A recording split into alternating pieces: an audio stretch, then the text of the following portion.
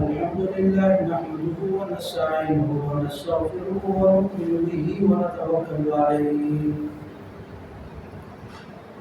ونعوذ بالله من شرور أنفسنا من يهده الله فلا مضل له ومن يضلله فلا هادي له وأشهد أن لا إله إلا الله وحده لا شريك له وأشهد أن سيدنا وسندنا ومولانا محمدا عبده ورسوله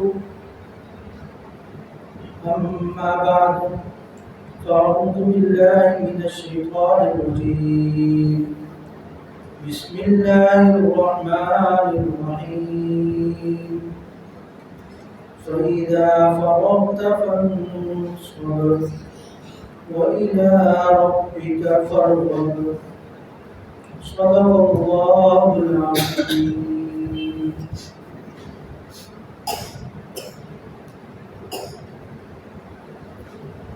اللہ رب العزت نے ہماری زندگی کو اخروی اعتبار سے یہ زندگی ہمارے لیے کھیتی کی مانند ہے. جو کچھ اس میں بو کر چلے جائیں گے وہ آگے جا کے کاشت کرنا ہے اور آگے جا کر جو پھل ملے گا یا جو نتائج ملیں گے وہ اسی زندگی پر اس کا دار و مدار ہوگا. یہ زندگی اچھی گزر گئی تو اس کا مطلب ہے کہ آخرت بھی اچھی گزر جائے گی. اس میں خدا نہ خواستہ کوئی کوتاہی ہو گئی، غفلت ہو گئی تو آخرت میں پھر اللہ رب العزت کے عذاب اور اللہ رب العزت کی بنائی ہوئی دوزخ اس کا مزہ چکھنا ہوگا. ہمارا عقیدہ ہے کہ جنت بھی ہے، جہنم بھی ہے. ہم جانتے بھی ہیں کہ یہ زندگی ہماری ہمیشہ رہنے والی نہیں ہے اور اپنے ہی ہاتھوں کئی لوگوں کو روزانہ کی بنیاد پر قبرستان چھوڑ کر آ جاتے ہیں. آج اگر کوئی جمعے میں ہمارے ساتھ ہے تو بعض دفعہ وہ عصر کی نماز میں ہمارے ساتھ نہیں ہوتا اور مغرب کی نماز سے پہلے ہم اس کو قبر میں اتار دیتے ہیں. اکثر آپ نے دیکھا ہوگا لوگ کہتے ہیں یار صبح تو میری ملاقات ہوئی تھی، آج دوپہر میں تو میں اس سے مل کر گیا ہوں، اس وقت بالکل ٹھیک تھا، باتیں بھی بالکل صحیح کر رہا تھا، خوب ہماری گپ شپ ہوئی، لیکن چند گھنٹوں کے بعد خبر پہنچتی ہے کہ اس کو دفنا بھی دیا گیا. اب وہ اس دنیا میں نہیں، وہ قبر میں جا چکا ہے. ایک معمولی زندگی، ایک انسان اس کو سمجھتا بھی ہے، جانتا بھی ہے اور روزانہ کی بنیاد پر اس کو کر بھی رہا ہے، عملی طور پر دیکھ بھی رہا ہے. اپنے والدین کو قبر میں اتار بھی چکا ہے، اپنے بچوں کو قبر میں اتار چکا ہے، اپنے رشتہ داروں، دوست احباب، بھائیوں کو قبر میں اتار چکا ہے. لیکن اس کے باوجود وہ اس غفلت میں رہتا ہے کہ شاید میں ہمیشہ رہنے کے لیے آیا ہوں.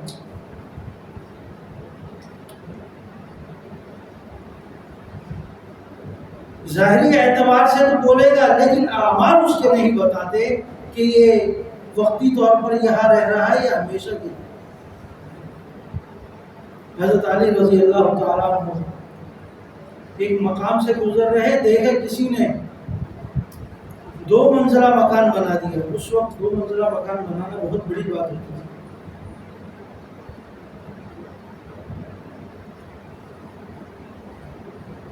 2 منزلہ مکان بنا دیا. آپ حیران ہو گئے کہ اس میں مرنا نہیں. یہ اپنی زندگی سے غافل ہو گیا کیا؟ ہمیشہ رہنے کے لیے اس نے اپنے لیے سامان بنا لیا. حالانکہ یہ زندگی ایک مومن کی حدیث میں آتا ہے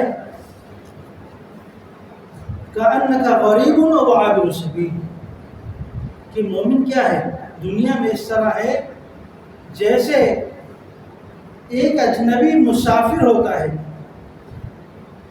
ایک اجنبی مسافر ہوتا ہے اور وہ کسی جگہ قیام کرتا ہے. آپ بس پر سفر کرتے ہیں، بس کسی مقام پر جا کر تھوڑی دیر کے لیے اسٹاپ کرتی ہے. وہاں آپ اپنی قضائے حاجت اور ضروریات کھانے پینے کی پوری کرتے ہیں اور پھر تھوڑی دیر بعد آگے کی طرف چل پڑتے ہیں. اگر کسی کو تھوڑا آرام کا موقع ملتا ہے تو وہاں وہ لیٹ بھی جاتا ہے، آرام بھی کر لیتا ہے. تو مومن کے لیے یہ دنیا کیا ہے؟ ایک مسافر خانہ ہے. جس طرح مسافر اپنے کسی اسٹاپ پر رک کر تھوڑی دیر آرام کرتا ہے، اپنے تقاضے پورے کرتا ہے، اس طرح ایک مومن دنیا میں زندگی گزارنے کا مقصد اس کا اسی طرح کا ہونا چاہیے کہ میں یہاں سے چند لمحے کے لیے آیا ہوں، اس کے بعد چلا جاؤں گا. کأنہم یوم یرونہا لم یلبثوا الا عشیۃ او ضحاہا.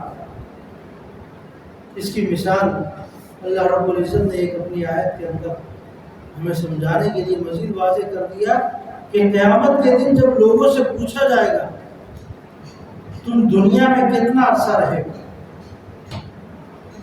تم دنیا میں کتنا عرصہ رہے ہو، تو وہ بولیں گے لم یلبثوا الا عشیۃ، کہ شاید صبح کا کوئی وقت یا شام کا کچھ وقت، ہم دنیا میں اتنا ہی عرصہ رہے. اور وہ دنیاوی اعتبار سے کوئی 70 سال، کوئی 80 سال، کوئی 90 سال گزار کر گیا ہوگا جو یہ کہہ رہا ہوگا کہ میں دنیا میں صرف صبح کا کچھ وقت یا شام کا کچھ وقت، یعنی اس کو اس میں بھی وہ ڈگمگا رہا ہوگا کہ پتہ نہیں صبح کا وقت تھا یا شام کا کچھ وقت تھا، بس ایک لمحہ تھا جو میں گزار کر آ گیا دنیا میں اور میری دنیا کی زندگی ختم ہو،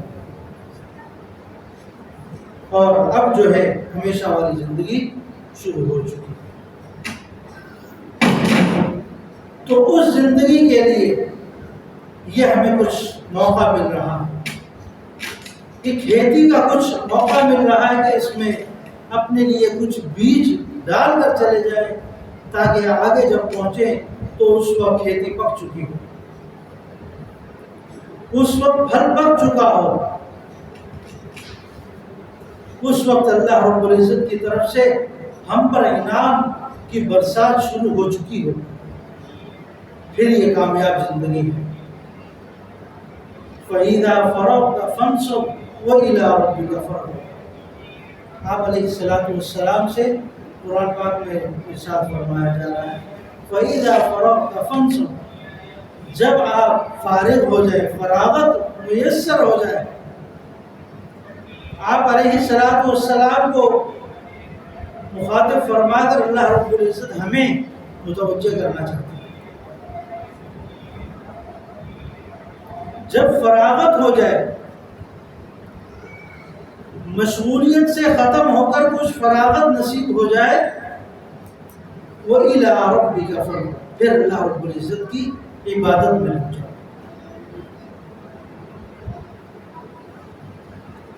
ایک اور آیت میں آتا ہے سورۃ المزمل کی آیت ہے قُمِ اللَّيْلَ إِلَّا قَلِيلًا، کہ رات کو قیام کیا کرو چاہے تھوڑا سا ہی کیوں نہ، چاہے کھڑے ہو کر 2 رکعت نماز ہی پڑھ لو، لیکن صبح قیام کیا کرو، رات میں قیام کیا کرو، کیونکہ اللہ رب العزت کو رات کی عبادت بہت پسند ہے. اللہ رب العزت کو رات کو مومن بندے کا کھڑے ہو جانا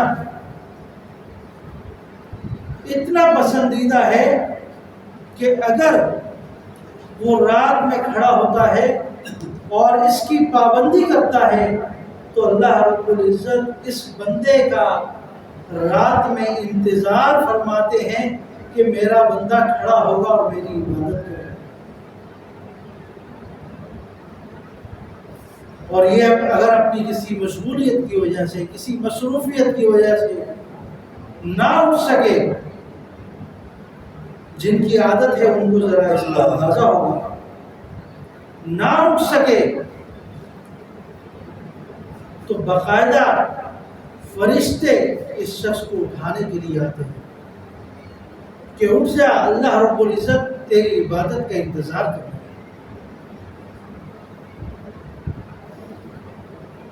اور یقیناً ایسا بندہ جب آنکھ کھلتی ہے فوراً اٹھتا ہے۔ آج افسوس کے ساتھ ہم جس معاشرے میں یا جس دور سے گزر رہے ہیں، آج اگر کوئی فارغ ہے تو وہ بھی سب سے زیادہ مصروف ہے۔ فارغ بندہ بھی سب سے زیادہ مصروف ہوتا ہے، اور مصروفیت پوچھے تو کچھ بھی نہیں،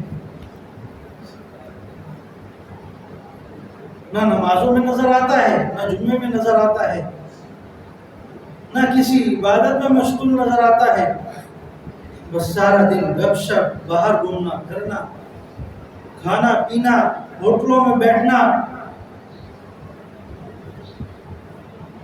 بس اسی میں اپنا وقت گزار دیتا ہے، اور پورے 24 گھنٹے اس کے گزر جاتے ہیں اور اس کو خیال تک نہیں ہوتا کہ میں نے اپنے 24 گھنٹے ضائع کر دیے۔ یہ وقت ایک ایسی نعمت ہے جس کو کسی بھی کرنسی میں خریدا نہیں جا سکتا۔ جو ایک مرتبہ گزر گیا وہ دوبارہ نہیں آتا۔ جس طرح ایک نماز آپ کی گزر گئی، یہ نماز دوبارہ آپ کو نہیں ملے گی، چاہے آپ اس کے بعد سینکڑوں نمازیں پڑھ لیں، لیکن جو ایک نماز گزر گئی ہے وہ نہیں مل سکتی، وہ گزر گئی۔ رمضان المبارک کا ایک روزہ گزر گیا، وہ دوبارہ نہیں مل سکتا۔ اس ایک روزے کی تلافی کوئی اور روزہ پورا نہیں کر سکتا۔ اس ایک نماز کی قضا کوئی اور نماز پوری نہیں کر سکتی۔ وہ اللہ رب العزت پر ہے، آپ کو جنت دے یا جہنم دے، جنت دے گا تو اللہ کی مہربانی ہے، اللہ کا احسان ہے، اللہ کی طرف سے شفقت ہے، رحم ہے۔ اگر وہ کسی بات پر پکڑتا ہے تو یہ اللہ کا قانون ہے۔ تو ہمیں دنیا میں اپنے لمحات کو، اپنے وقت کو قیمتی بنانا ہے۔ ایک ایک لمحے کو نبی اکرم صلی اللہ علیہ وسلم کی بتائی ہوئی زندگی کے مطابق گزارنا ہے۔ اگر ہمیشہ والی زندگی کو کامیاب بنانا ہے، اگر سکون سے رہنا ہے۔ آج اگر کسی سے کہا جائے کہ اگلے سال ہم آپ کو فلاں جگہ شفٹ کر دیں گے، اس کی تیاری کر دو، تو وہ آج سے تیاری شروع کر دیتا ہے، کیونکہ اس کو یقین ہوتا ہے کہ میں نے اگلے سال، اگلے مہینے اس جگہ چلے جانا ہے، اس کے لیے تیاری شروع کر دیتا ہے۔ لوگ اپنی شادی کی ڈیٹ فکس کرتے ہیں، 2 مہینے بعد رکھ دو، 6 مہینے بعد رکھ دو، تاکہ تیاری کا موقع مل جائے۔ آنن فانن مت کرنا، ایسا نہ ہو کہ میں کپڑے ہی نہ سلا سکوں۔ تو ہم اپنے چھوٹے چھوٹے کاموں کے لیے ایک تیاری کا وقت رکھتے ہیں، لیکن جو ہماری ہمیشہ والی زندگی ہے اس کی طرف فکر نہیں، اس کی طرف سوچتے نہیں، توجہ نہیں۔ زندگی گزرتی جا رہی ہے، 1 سال گزر گیا، 2 سال گزر گئے، 50 سال گزر گئے، کوئی افسوس نہیں ہے پچھلی زندگی کیسے گزری۔ ذرہ برابر افسوس نہیں ہوتا، اس پر پکڑ ہوگی۔ اپنے ہاتھوں سے کئی لوگوں کو قبروں میں اتار چکے، اپنے ہاتھوں سے کئی لوگوں کے غسل دے چکے، کفن دفن کر چکے، لیکن خود مرنے کے لیے تیار نہیں۔ اور اس بات پر بھی یقین ہے کہ مجھے اگلے لمحے کا معلوم نہیں، میں آج مسجد میں ابھی بیٹھا ہوا ہوں، شاید آج جمعے کی نماز بھی مجھے میسر نہیں، جس میں چند لمحے باقی ہیں، 5-6 منٹ 10 منٹ باقی ہیں، شاید وہ نماز بھی نہ ملے۔ اس بات پر یقین بھی ہے، لیکن اس کے لیے پھر بھی تیاری ہے۔ گھنٹوں وقت گزار دیتے ہیں ٹی وی ڈراموں میں، فلموں میں، یا ویسے ہی گپ شپ میں پوری رات بیٹھے ہوئے ہیں، فجر کی نماز ضائع ہو جاتی ہے۔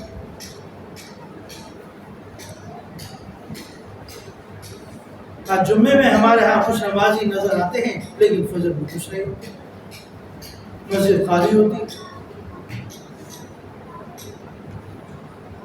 ایسا تو نہیں ہے کہ فجر کے وقت میں راسی گوٹ میں کوئی نہیں ہوتا، اور اکثریت فجر کی نماز میں ہوتی ہے، کیونکہ کام کے لیے تو لوگ 8 بجے 10 بجے اٹھ کر جاتے ہیں، اور اس وقت سب موجود ہوتے ہیں، اس کے باوجود مسجد خالی۔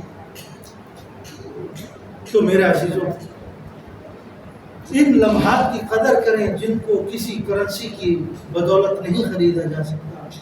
جو وقت گزر گیا اس پر ندامت ہو، اس پر پشیمانی ہو، اور آئندہ اپنے وقت کو قیمتی بنا لیں، تاکہ ہمیشہ والی زندگی جس میں نبی اکرم صلی اللہ علیہ وسلم کا ساتھ ہوگا، انبیاء، صدیقین، شہداء کا ساتھ ہوگا، اللہ رب العزت دعا فرمائے ہمیں بھی ان لوگوں میں شامل فرمائے۔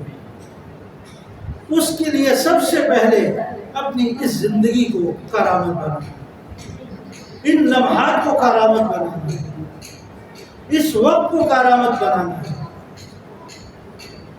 ارادہ کریں کہ یہ 5 وقتہ نماز ہے، اس کی پابندی لازمی ہے، اس کو نہیں چھوڑیں گے، شاید اس پابندی کی وجہ سے اللہ تعالیٰ مغفرت ہو۔ باقی ہمارے نمازیں کیسی ہیں وہ ہر شخص جانتا ہے۔ ہم فاتحہ کیسے پڑھتے ہیں، اس میں سورت کیسے پڑھتے ہیں، تحیات کیسے پڑھتے ہیں، سجدہ رکوع کیسے کرتے ہیں، اگر ہم اس کی جانچ پڑتال کرنے لگے تو شاید ہمارے الفاظ کی ادائیگی ہی صحیح نہ ہو، ہمارا انداز ہی ٹھیک نہ ہو، لیکن اللہ کی ذات بڑی غفور رحیم ہے۔ اگر آپ اس پر بھی پابندی کریں گے تو اللہ تعالیٰ مغفرت فرمائیں گے۔ بعض لوگوں کو قرآن پاک پڑھنا نہیں آتا تھا، لیکن وہ صرف قرآن پاک کھول کر اس پر انگلیاں پھیرا کرتے تھے، خالی اس نیت سے کہ اللہ تعالیٰ شاید اس پر ثواب دے دے۔ واقعات میں آتا ہے اللہ رب العزت نے صرف اس عمل کی بنا پر ان کی مغفرت کی۔ اللہ تو نیتوں کو دیکھنے والا ہے، آپ کے اخلاص کو دیکھنے والا ہے، آپ کے دل کو دیکھنے والا ہے۔ میرے بندے کے اندر تڑپ کتنی ہے، جذبہ کتنا ہے، صرف اس چیز کو دیکھنا۔ ورنہ نماز کے اندر کوئی غفلت ہو گئی، کوئی کوتاہی ہو گئی، اللہ رب العزت کی ذات بخشنے والی ہے، معاف کرتا ہے۔ لیکن مسجد تک آ جانا، نماز میں کھڑے ہو جانا، یہ تو میرا کام ہے۔ اگر میں یہ بھی نہ کروں اور اللہ سے مانوں تو یاد رکھیں اللہ کا قانون، اللہ کا انصاف اتنا بھی بے رحم نہیں ہے کہ نماز پڑھنے والا اور ایک تہجد گزار اور ایک نماز کو چھوڑنے والا شرابی کبابی برابر ہو جائے، ایسا نہیں ہے۔ ادھر عدل ہے، انصاف ہے، قانون ہے، اس کے اندر پرکھا جائے گا۔ اللہ کی ذات اگر پوری دنیا کو معاف کرنا چاہے تو معاف کر سکتی ہے، لیکن دوسری طرف وہ لوگ بھی جو پوری رات اللہ کی عبادت میں مصروف رہتے ہیں، نمازیں ان کی قضا نہیں ہوتی، روزے وہ قضا نہیں کرتے، مستقل اللہ رب العزت کی عبادت میں مصروف رہتے ہیں اور سمجھتے ہیں کہ ہم نے اللہ کی عبادت کا جو صحیح حق تھا وہ ادا نہیں کیا۔ تو ایک طرف ایسے لوگ بھی موجود ہیں۔ اللہ تعالیٰ عمل کی توفیق عطا فرمائے، اپنی اس زندگی کو جو غنیمت کے طور پر ہمیں ملی ہے، حدیث میں آتا ہے 5 چیزوں سے پہلے غنیمت جان لو۔ جوانی کو بڑھاپے سے پہلے، جوانی اگر مل گئی ہے تو بڑھاپے سے پہلے غنیمت جان لو۔ جوانی کی عبادت اللہ رب العزت کو بڑی پسند ہے۔ مشغولیت سے پہلے فراغت کو، آج فارغ وقت مل رہا ہے، کل پتہ نہیں کس کام میں مشغول ہو جائے، تو آج اگر کوئی موقع مل رہا ہے تو اس کو عبادات کے اندر مصروف کریں۔ محتاجگی سے پہلے مالداری کو، مالداری آج پیسہ ہے تو اس پر اللہ کا شکر ادا کریں۔ معلوم نہیں کل کا دن کیسا ہے، کل کسی کے محتاج نہ ہو جائے۔ اور اسی طریقے سے اس زندگی کو موت سے پہلے، موت آ گئی تو پھر یہ زندگی ختم، پھر آدمی صرف افسوس کرے گا، اور حدیث میں آتا ہے افسوس کرتے کرتے اپنی انگلیوں کو چباتے چباتے کوہنیوں تک اپنے ہاتھوں کو کھا جائے گا، تو پھر وہ افسوس کسی کام کا نہیں۔ تو اس زندگی کو موت سے پہلے غنیمت جاننا۔ اللہ تعالیٰ عمل کی توفیق عطا فرمائے۔ وما علینا الا البلاغ۔